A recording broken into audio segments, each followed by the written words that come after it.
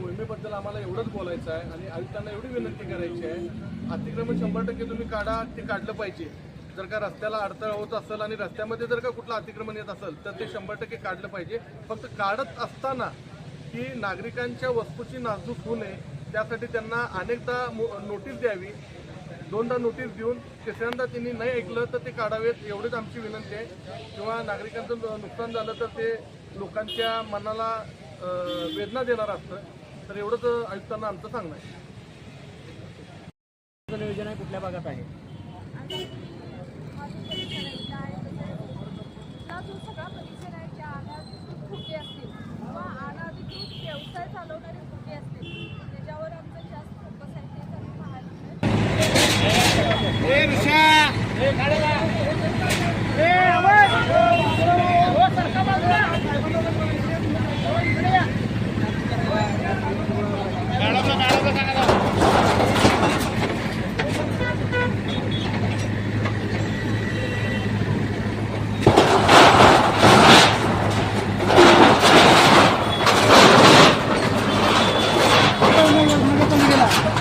महापालिकेला गावांचं इन्कम आहे म्हणून तुम्ही त्यांचं अतिक्रमण करत नाही.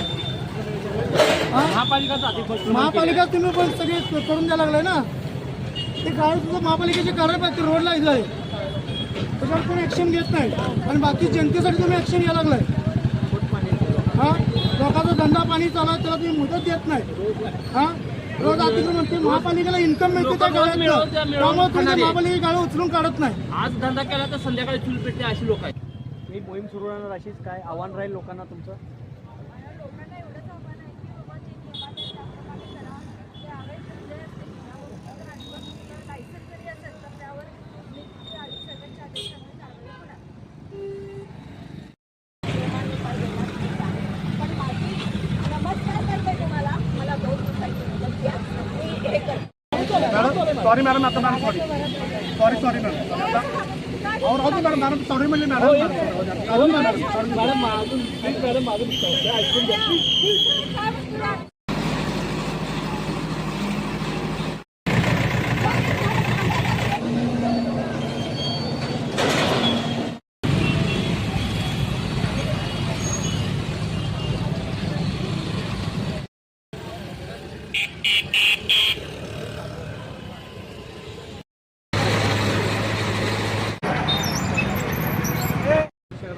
आयुक्तांनी जी अतिक्रमण हटवची मोहीम राबवली त्या मोहिमेबद्दल आम्हाला एवढंच बोलायचं आहे आणि आयुक्तांना एवढी विनंती करायची आहे, अतिक्रमण 100% तुम्ही काढा, ते काढलं पाहिजे. जर का रस्त्याला अडथळा होत असेल आणि रस्त्यामध्ये जर का कुठलं अतिक्रमण येत असेल तर ते 100% काढलं पाहिजे. फक्त काढत असताना की नागरिकांच्या वस्तूची नासधूस होऊ नये त्यासाठी त्यांना अनेकदा नोटीस द्यावी. 2दा नोटीस देऊन तिसऱ्यांदा त्यांनी नाही ऐकलं तर ते काढावेत, एवढीच आमची विनंती आहे.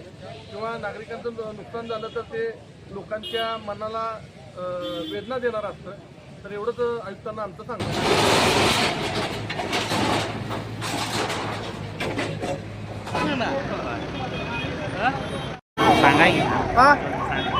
सांगा ना. मग महापालिका अडचण तिथे गाड्या आहेत, त्या गाड्यांची अडचण होत नाही का नगरपालिकेला?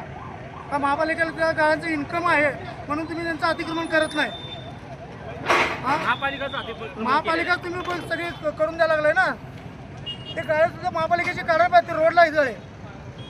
शहरामध्ये आयुक्तांनी जी अतिक्रमण हटवची मोहीम राबवली त्या मोहिमेबद्दल आम्हाला एवढंच बोलायचं आहे आणि आयुक्तांना एवढी विनंती करायची आहे, अतिक्रमण 100% तुम्ही काढा, ते काढलं पाहिजे. जर का रस्त्याला अडथळा होत असेल आणि रस्त्यामध्ये जर का कुठलं अतिक्रमण येत असेल तर ते 100% काढलं पाहिजे. फक्त काढत असताना की नागरिकांच्या वस्तूची नासधूस होऊ नये त्यासाठी त्यांना अनेकदा नोटीस द्यावी. 2दा नोटीस देऊन तिसऱ्यांदा त्यांनी नाही ऐकलं तर ते काढावेत, एवढीच आमची विनंती आहे. किंवा नागरिकांचं नुकसान झालं तर ते लोकांच्या मनाला वेदना देणार असतं. तर एवढंच आयुक्तांना आमचं सांगणं आहे. कुठल्या भागात आहे?